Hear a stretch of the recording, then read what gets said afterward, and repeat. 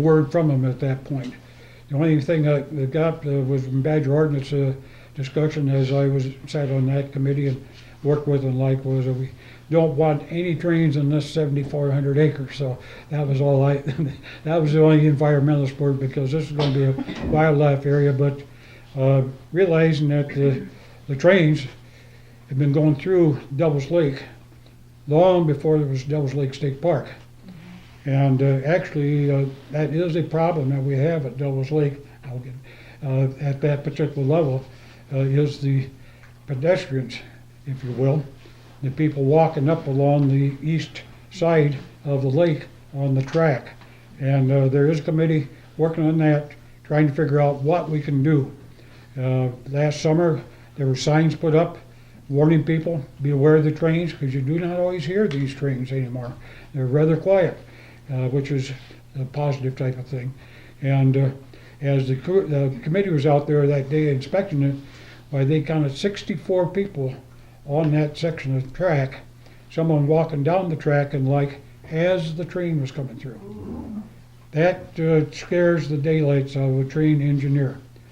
You happen to say you're playing chicken with the train and you don't make it off the track, too bad. It's tough to get stopped. We've got a lot of tonnage there, and it's tough to get stopped. So we're trying to figure that out and what can be done, what should be done there at that particular level. So that is a big factor that the DOT, DNR, Wisconsin River Rail, and with Pink Lake Transit Commission all have a member on that committee trying to figure that out. Last year they put up these signs, and within 2 weeks they disappeared again. So a lot of dorm rooms in Madison seem to have a lot of rail signs, I think. Yes. When will this all be completed?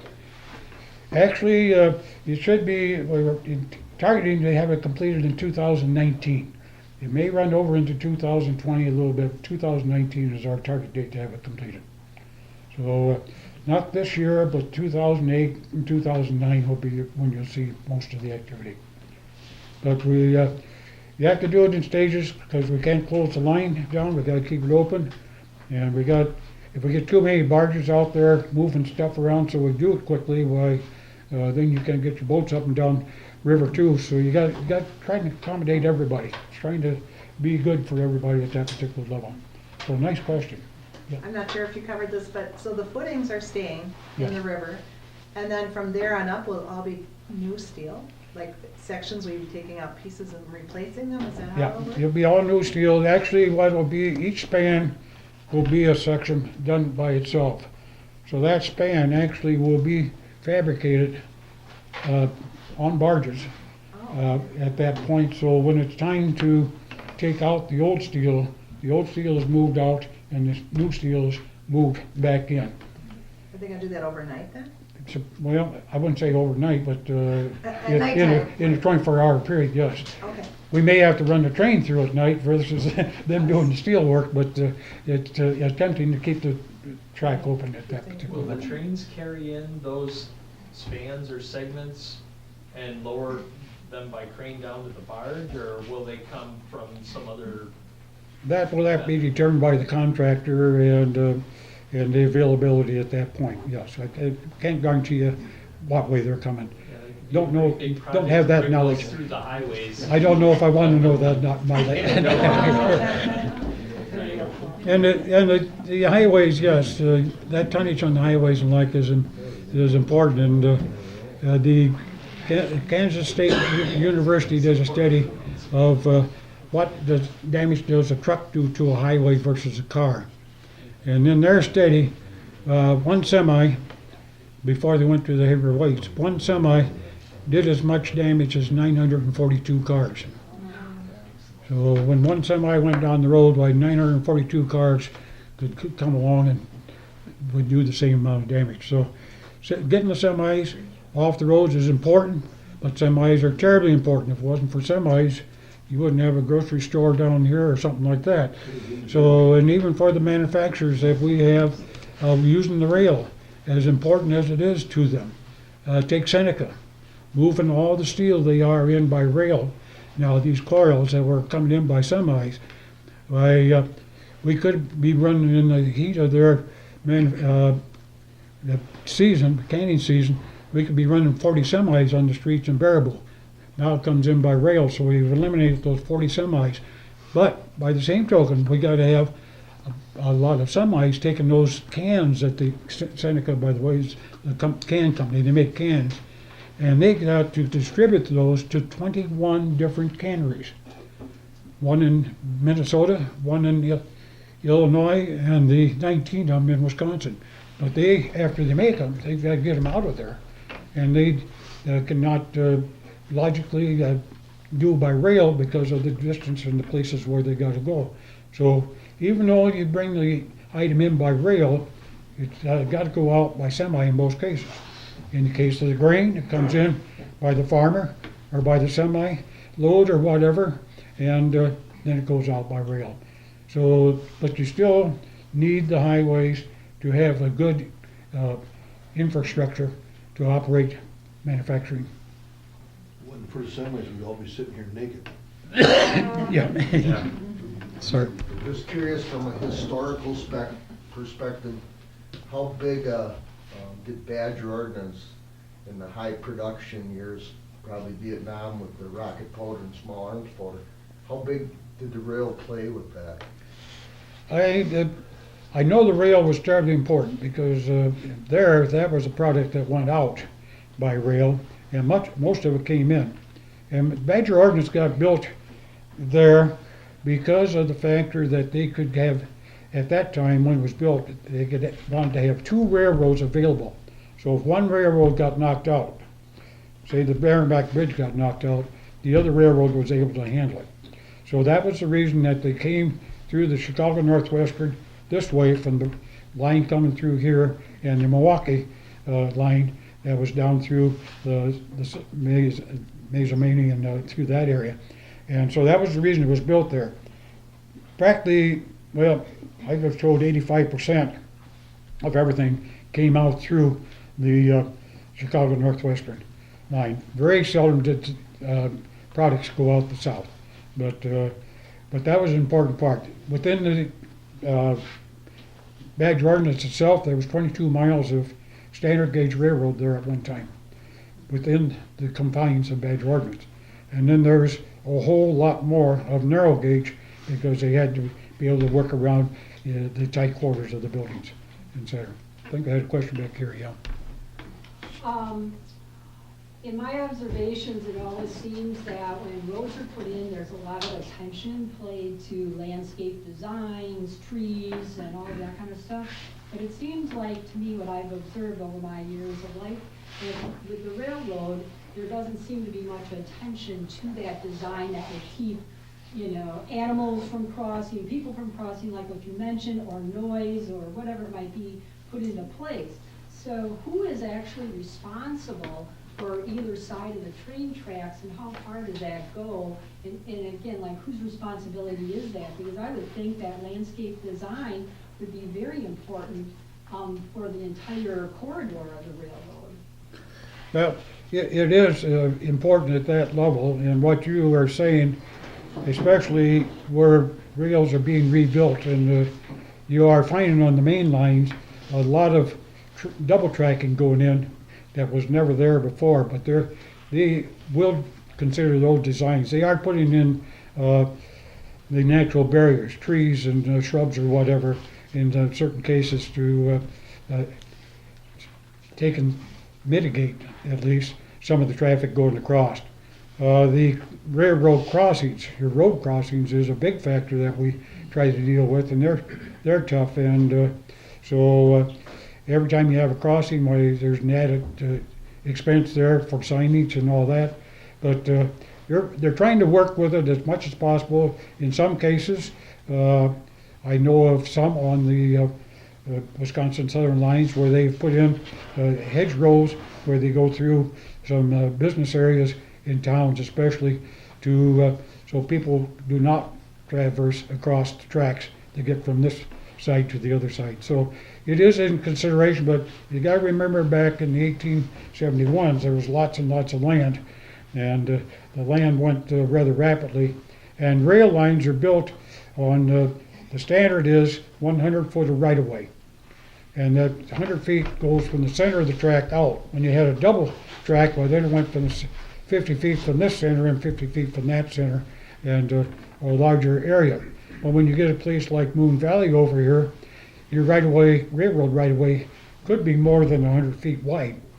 Because 100 feet wide, it takes 50 feet from the center, but whatever level you need to bring the grade level up. So if you go on 150 feet, that was considered proper to do, because you couldn't build a straight up type of wall and that type of crossing. So some of your crossings in those type of areas go a little higher. Yes. How many bridges does Wisconsin and Southern own?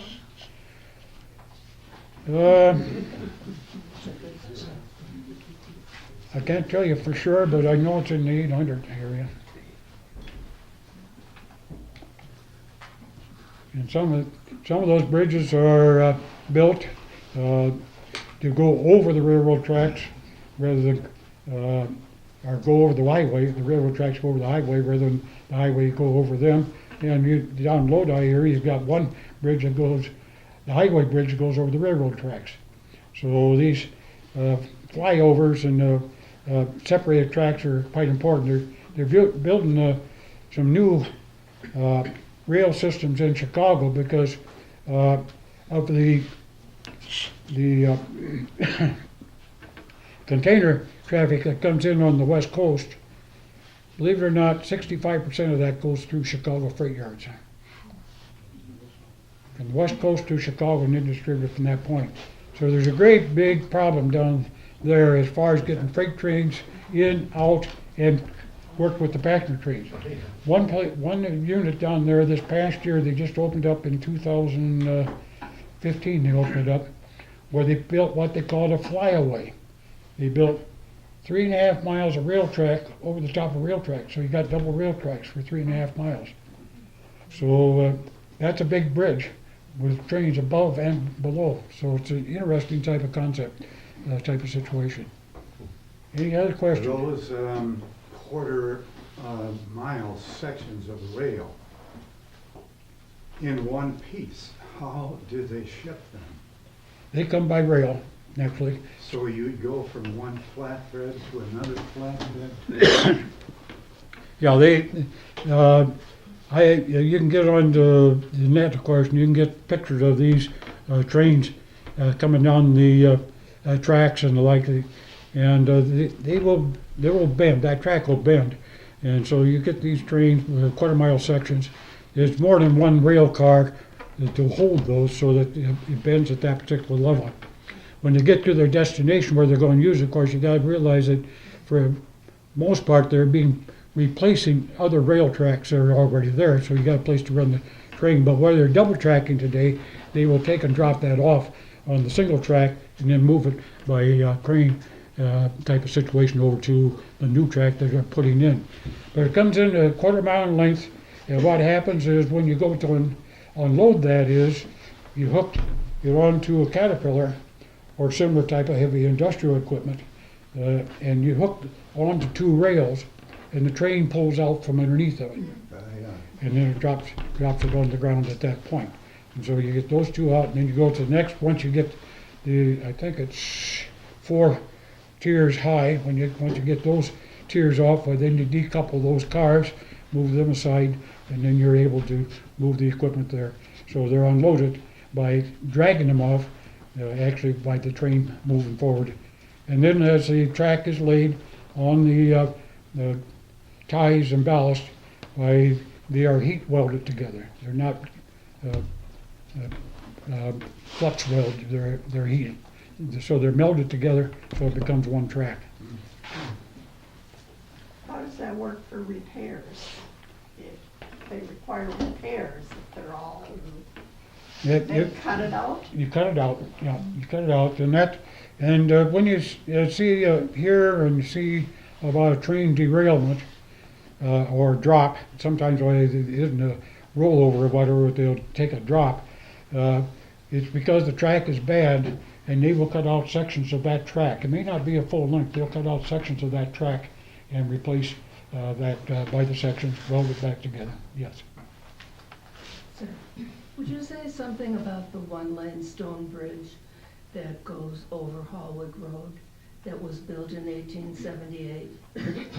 Well, I don't know a lot about, I can say about it knowledgeable as far as the bridge. I'm not sure that that one is on the repair list. I don't have a list of those, but I know it is inspected. All bridges are inspected every year, so that it would stay in good shape. That bridge has held up quite well, I think, over the years. And so there's one train that goes over there maybe early afternoon, and then I hear one at night. Is that the same train going back? That's the same engine and unit going back. Yes, they've come to Baraboo, maybe Rock Springs with the grain cars. Although there they don't switch, they just drop them and then they use a switch engine there. And then into Reedsburg and do their switching, and then they come back, after they get the switching done, they come back in the evening, yes. And then, maybe you already said this, but parallel to Hallwig Road, coming out of the plant, is another track. And for this early winter, they had cars sort of lined up there, like they were storing them. They were tanker cars. They're gone now, but that track goes from the plant parallel to Hallwig, and then it curves around. Does that connect with the main track further down? Yes, as you see where it curves down, or in that area, there's a diamond in there. Oh, And that diamond is property of the state railroad system also. But that diamond is such that it allows you, if you want to turn a car around or a train around, you can go in there and switch around and go reverse directions. But the diamond was put in when the Badger Ordinance was built so that they could move trains in and out at that particular level. The train track from Badger Ordinance fence on out, there's 1 mile that is part of the Badger Ordinance. And that technically will be part of the bicycle trail as that's developed. So that comes 1 mile out, comes out almost to the road there. And the Getty I got here a Road. little late, and I must have missed the part about the bicycle trail. Is the track, that track isn't used anymore? Because Right. the plant is closed. Are they going to create a bicycle trail there?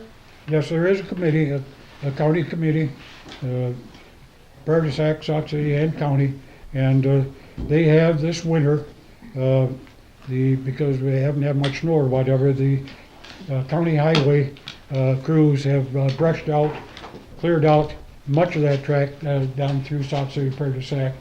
And the development of that trail, as I understand, and like I say, I'm not on the committee, the development of that trail will be through the 2 villages up to Badger Ordinance area initially, and then continue from that point. But the intent and hope is for that commission is to have the trail run from Madison through Devil's Lake to Reedsburg to connect up with the 400 trail, which then means you can get to Sparta, La Crosse, and all kinds of places on the bicycle trail. But they have plans and looking at the possibilities of that being a linked trail at that particular aspect. That trail, for that type of length, will be much like the Ice Age Trail. The Ice Age Trail is mapped out. You can get maps for the Ice Age Trail, but you find that sometimes you have to go through briar brush, or you might be on the highway, but the trail is there if you can find it. And a party just recently walked down through the wintertime on the Ice Age Trail, so it is a thing that develops over time. But yes, there will be bicycles up to that point. Up from the Getty Road to where they go, I'm not sure, but that part isn't anywhere. Let's thank Virgil